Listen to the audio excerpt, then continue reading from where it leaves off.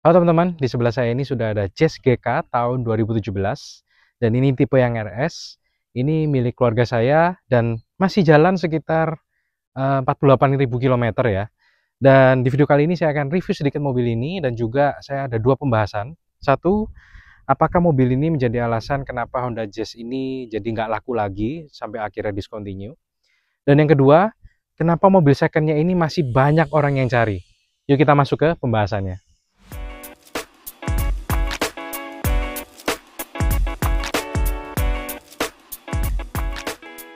Oke, Honda Jazz ini masuk ke Indonesia itu sekitar tahun 2004 dan pada saat itu tuh bener-bener viral ya, bener-bener semua orang itu kayak punya mobil Jazz dan terutama orang tua saya juga dulu beli ya, itu yang mesinnya masih IDSI. Itu kayak apa ya, modelnya itu ikonik menurut saya dan menurut saya kenapa Honda Jazz ini bisa laku karena zaman dulu itu kalau teman-teman ingat ya, dulu itu kalau sedan ya benar-benar sedan, kalau SUV itu benar-benar SUV, begitu juga MPV. Nah, ketika Honda Jazz ini yang pure hatchback ini masuk, kayak ini sesuatu yang baru gitu ya. Terus yang kedua juga, oh ini small city car yang mungkin menjawab kebutuhan pasar pada saat itu gitu loh. Jadi mobil kecil, keluasan kabin juga oke, power oke. Jadi model juga lucu ya, ikonik begitu. Jadi itu sangat-sangat rame ya. Dan akhirnya kalau nggak salah tahun 2008 juga masuk lagi faceliftnya itu yang tipe GE.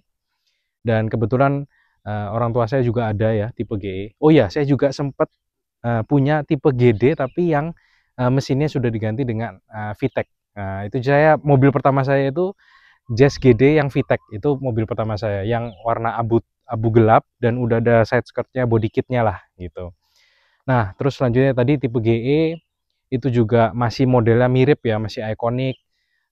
Mesinnya masih sama 1500 cc dan juga masih penggerak CVT, tapi dia mesinnya di-upgrade lagi jadi iVTEC begitu. Dan yang hebatnya ya menurut saya ya, dulu tahun 2004 aja yang tipe GD itu sudah pakai CVT teman-teman.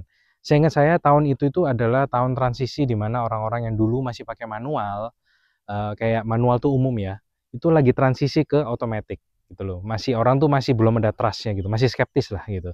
Tapi Jazz ini sudah berani langsung otomatis tapi yang CVT begitu. Itu hebat sih, tapi dia juga sukses ya membawa CVT tapi juga orang bisa percaya begitu. Sampai sekarang ini pun masih pakai CVT. Nah, yang tipe GK ini masuk ke Indonesia itu tahun 2014 ya kalau nggak salah.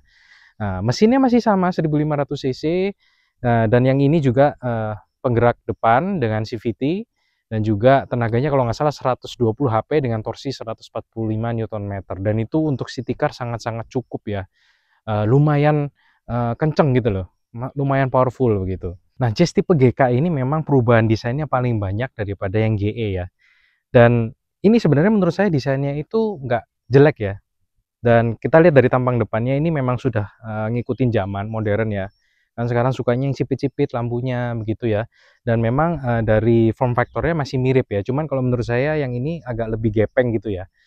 Tapi memang saya nggak sukanya karena dia tidak ikonik lagi gitu. Karena ketika kita lihat Jazz itu benar-benar wah ini Jazz ini. Ngelihat sebentar itu oh ini Jazz gitu. Tapi kalau kita lihat yang ini itu kayak ini mobil apa ya gitu loh. Jadi jiwa Jazz-nya itu nggak keluar menurut saya di sini. Ini kayak mobil harusnya ganti nama begitu loh maksudnya. Gitu. Nah kita dari depan udah melihat ya grillnya memang masih kecil. Grillnya kan kecil banget ya di sini. Seperti yang Jazz lama juga. Tapi dia lampu sudah LED, sudah ada DRL juga di sini. Sudah modern lah ya, bahasa desainnya sudah modern. Nah, kita langsung masuk ke bagian samping.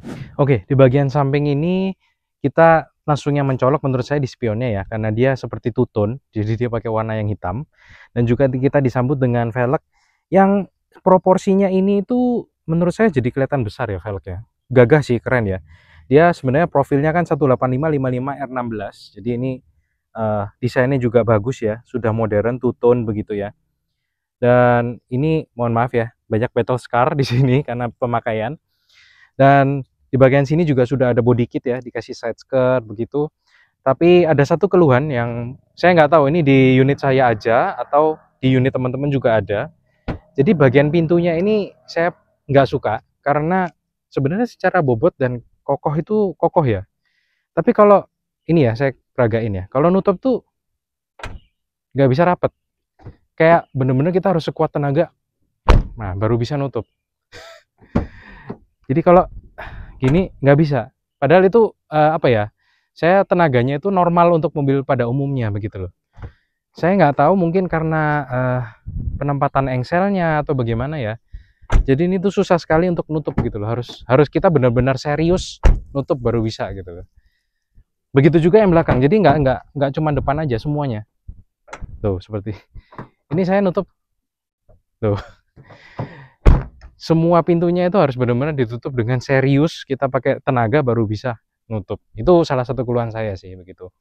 Dan yang kedua, dia ini ground clearance-nya ini lumayan pendek ya.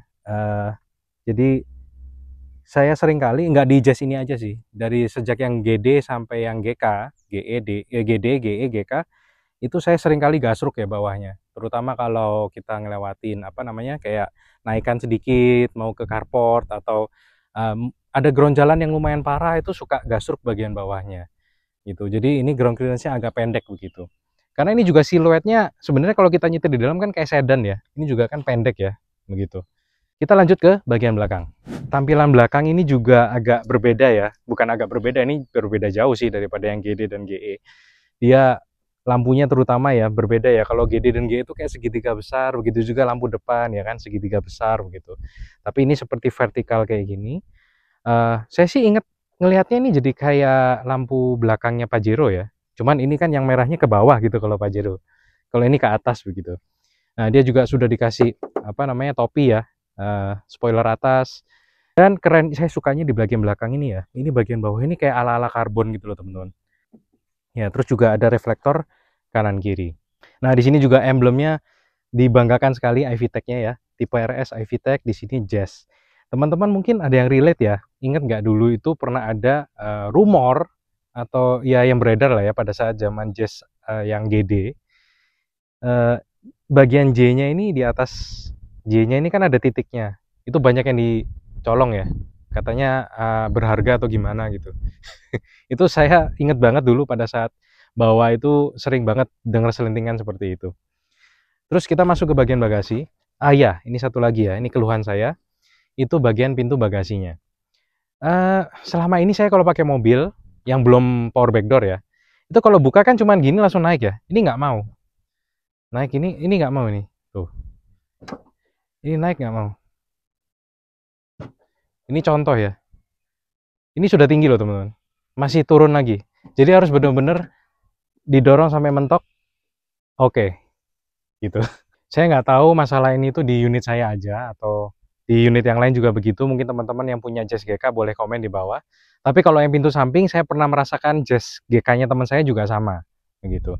Nah, bagian belakang ini salah satu keunggulan dari Jazz menurut saya dari dulu ya. Bagasinya tuh lumayan besar dan karena dia ini memang agak pendek ya ininya. Jadi kita kalau mau naikin barang tuh lebih cepet gitu, nggak terlalu harus tinggi banget gitu ya. Itu bisa kelebihan bisa kekurangan sih sebenarnya. Nah, di bagian belakang juga kursinya ini bisa dilipat, bisa rata lantai. Dan ini sangat luas teman-teman. Ya ini menurut saya keunggulan kenapa Jazz juga dulu itu sangat laku keras. Karena ketika kita mau bawa barang ini sangat-sangat luas teman-teman. Begitu. Yuk kita masuk ke baris yang kedua. Oke, di baris yang kedua ini itu juga menurut saya juaranya di Jazz. Karena seperti saya bilang tadi, kelegaan kabin di Honda Jazz ini sangat-sangat oke ya. Ini teman-teman bisa lihat ya. Ini posisi berkendara saya. Mungkin karena kalau orang lebih tinggi bisa lebih mundur sedikit, tapi ini sangat-sangat banyak ya. Ini berapa? 5 jari lebih nih teman-teman. Ini sangat luas, kaki enak sekali. Dan joknya ini walaupun fabric itu bahannya empuk, enak ya. High quality lah begitu. Dan menurut saya ya memang mobil zaman dulu itu lebih nggak disunat-sunat gitu menurut saya. Lebih all out gitu kayaknya kalau buat mobil itu bahan yang dipakai itu lebih bagus begitu. Walaupun ini semua hard plastik ya, tapi dibuat dengan baik menurut saya kayak bener-bener yang agak premium begitu ya. Dan ini tuh lumayan nyaman. Jadi ini bisa direbahin lagi dikit. Ini posisi yang pertama aja udah lumayan enak. Ini kalau direbahin dikit, ya ini step yang kedua. Wah ini enak sekali teman-teman. Kakinya luas, sangat-sangat enak. Tapi memang minusnya dia headrestnya cuma ada 2.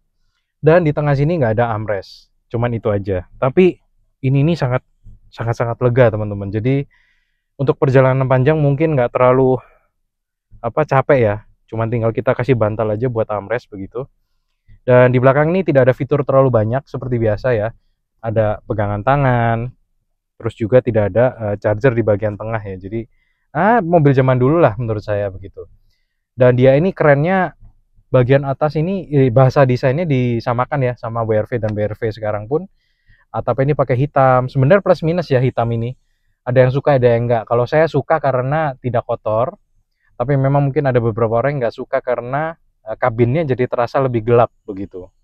Tapi sebenarnya kesannya jadi premium ya kalau warna hitam ini. Oke, kita lanjut ke bagian depan. Oke, bagian depan ini pertama kali masuk memang merasa mobil ini dibuat dengan baik ya. Memang dari zaman GD, GE sampai GK ini saya merasa Jazz ini seperti tidak disunat-sunat. Jadi benar-benar dibuat dengan baik untuk memikat orang gitu. Dan menurut saya untuk build quality di Jazz ini jauh daripada dibandingkan yang mobil seperti small SUV zaman sekarang seperti Race, WRV begitu, masih bagus ini build quality-nya begitu. Nah, di bagian depan ini kita disambut dengan setir yang masih kulit ya, dan dijahit, ada jahitan aslinya. Dan ini desainnya juga, seingat saya ini sama dengan CR-V yang dulu ya. Desainnya keren ya kan, sporty banget. Dan sudah ada pedal shift teman-teman. Ini juga salah satu keunggulannya. Jadi kita bisa kalau mau nyetir lebih sporty lagi bisa pakai ini.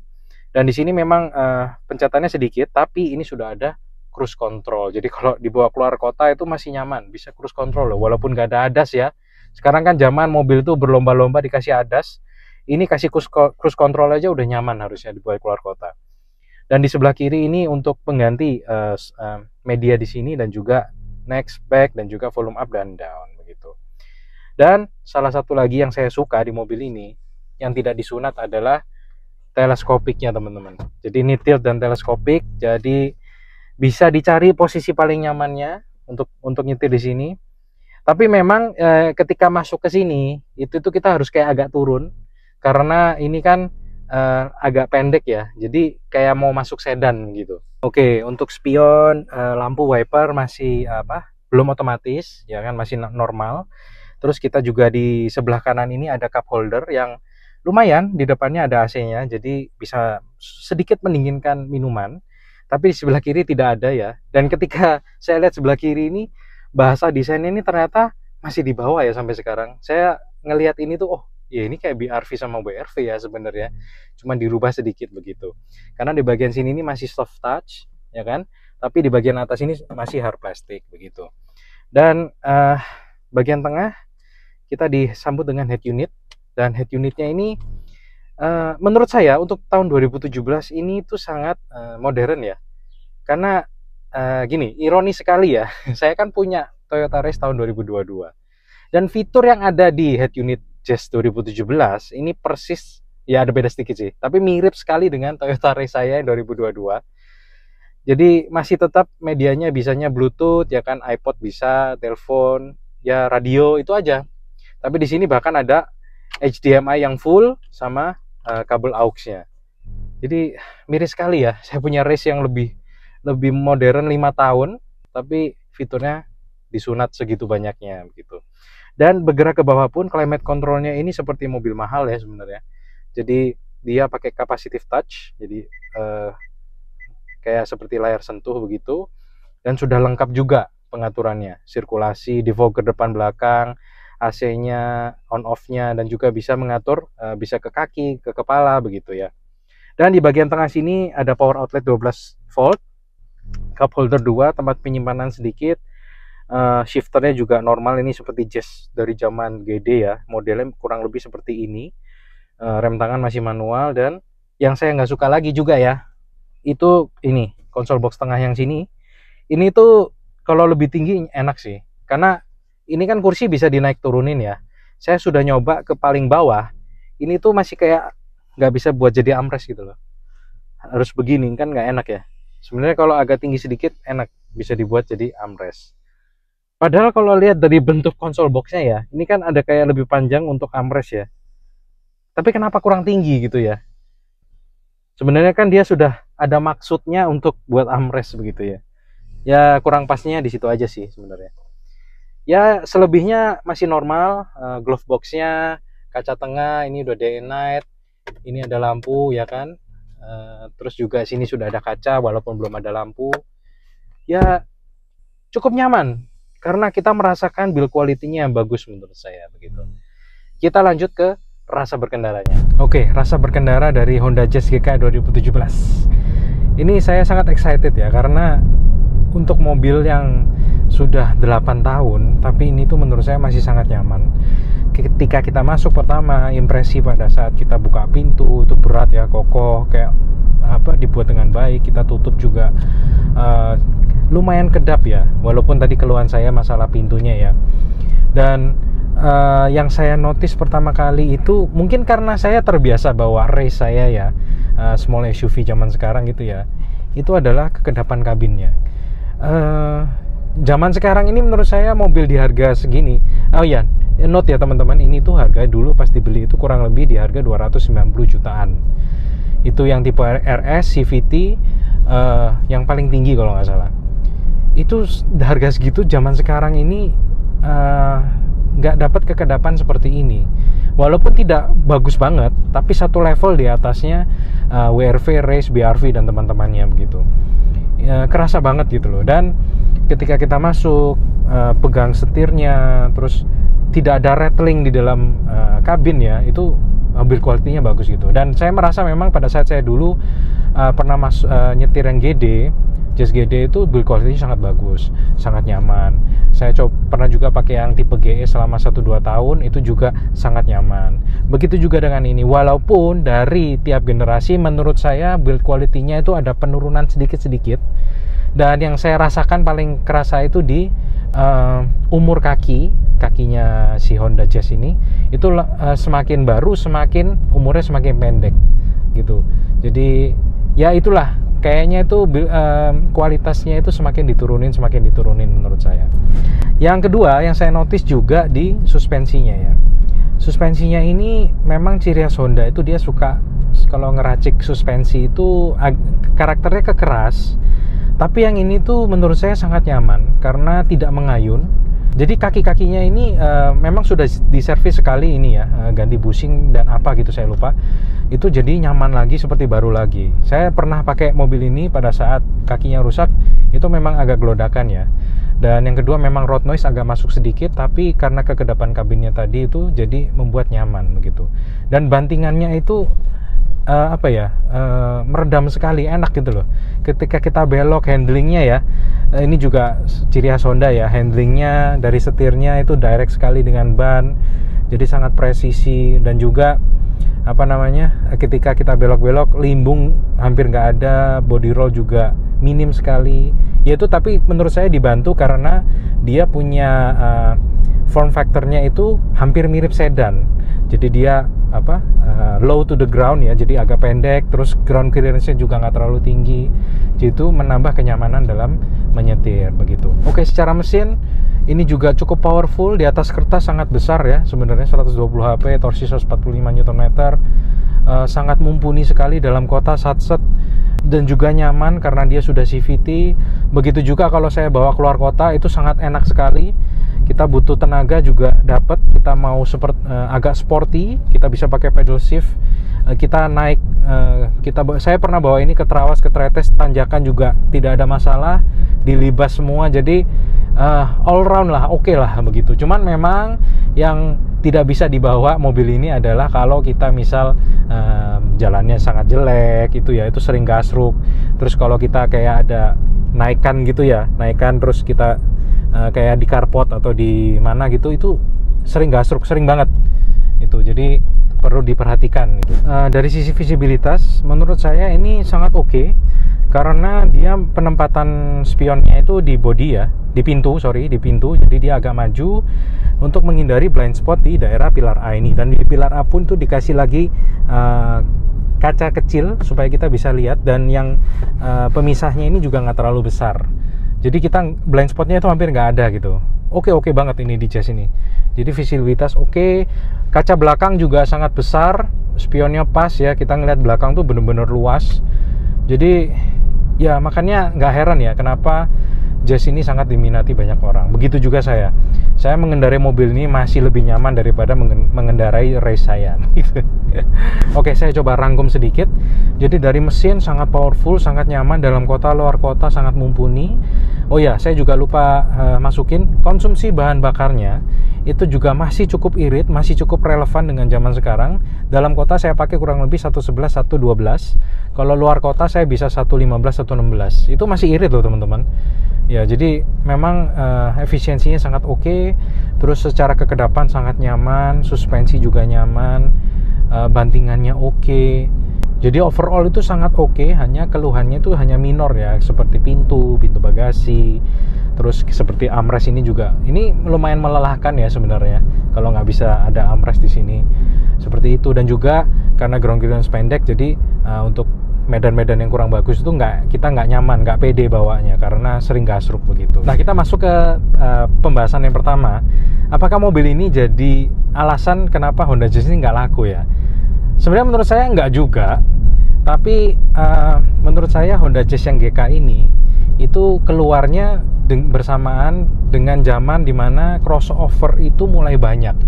Ada small SUV, compact SUV, LMPV, LSUV segala macam. Jadi pilihan orang tuh jadi lebih banyak daripada pakai Jazz lagi begitu. Kita kalau mau ngirit aja, tetap mau city car tapi ngirit, untuk beli mobilnya kita langsung ke LCGC aja seperti Agya, Brio begitu ya, Ayla, itu bisa lebih hemat banyak. Dan di sisi kedua, kalau kita mau ngelewatin jalan-jalan yang agak nggak enak, kita langsung small SUV ataupun compact SUV gitu loh. Jadi karena orang-orang ini pilihannya mulai banyak, dan menurut saya Jazz ini menjadi tidak relevan dengan zamannya, akhirnya ya mulai ditinggalkan begitu. Dan kalau ini opini saya pribadi ya, modelnya sekali lagi tidak jelek, tapi sayang sekali Honda ini tidak melanjutkan model ikonik ya. Menurut saya Jazz yang GD dan GE itu benar-benar ikonik, dan jiwa JDM-nya itu dapat banget gitu loh. Sayang sekali. Harusnya dilanjutkan desainnya itu, masih mungkin peminatnya masih lebih banyak lagi gitu ya. Dan pembahasan yang kedua, seperti yang saya bilang tadi, dari rangkuman saya tadi, karena mobil ini sangat nyaman sekali, bahkan di tahun 2025 ini masih enak banget bagi teman-teman yang tidak mencari ADAS atau fitur yang sangat-sangat melimpah. Ini tuh sangat-sangat nyaman. Bahkan kalau saya iseng cari di marketplace online ya, ini masih dijual dengan harga kurang lebih 200 jutaan kecil. Mungkin kalau kita deal nego segala macam 190-an lah ya. Dan ini dulu keluarga saya beli di harga 290 jutaan itu di tahun 2017. Sudah 8 tahun mobil ini turun 90 jutaan. 100 juta lah kita ambil kasarnya. Itu depresiasi yang kecil banget loh. Itu hampir sama depresiasinya Avanza, teman-teman. Tapi dapat mobil senyaman ini untuk city car yang sangat oke begitu. Makanya mobil ini banyak sekali dicari mobil secondnya. Ya, itu menurut saya. Mungkin teman-teman ada tahu alasan lain, mungkin teman-teman bisa komen di bawah. Oke, jadi overall menurut saya Honda Jazz GK ini sangat-sangat nyaman ya, dan powernya pun dapat banget, dan build quality-nya itu menurut saya masih mengikuti kiblatnya mobil-mobil lama yang masih build quality yang bagus ya, kayak nggak disunat-sunat gitu. Dan mobil ini menurut saya cocok bagi teman-teman yang mungkin cari mobil bekas, 5-seater, small city car, kadang juga butuh keluar kota, kadang butuh bawa barang. Ini menurut saya sangat-sangat cocok ya. Dan juga dengan harga yang 200 juta atau mungkin teman-teman bisa dapat 190 juta, ini sangat-sangat worth it banget begitu. Selain itu juga bagi teman-teman yang mungkin mikirin after sales, ini juga sangat oke ya, karena Honda Jazz teman-teman ke bengkel resmi juga pasti perawatannya sangat mudah begitu. Mungkin teman-teman boleh komen di bawah menurut teman-teman bagaimana, dan juga mungkin teman-teman yang punya Jazz GK ini bisa komentar di bawah gimana pengalamannya, bisa share juga ke teman-teman yang lain. Jangan lupa like dan subscribe ke channel saya, dan juga share ke teman-teman yang lain, karena seterusnya saya akan upload video tentang otomotif. Sekian, terima kasih, bye-bye.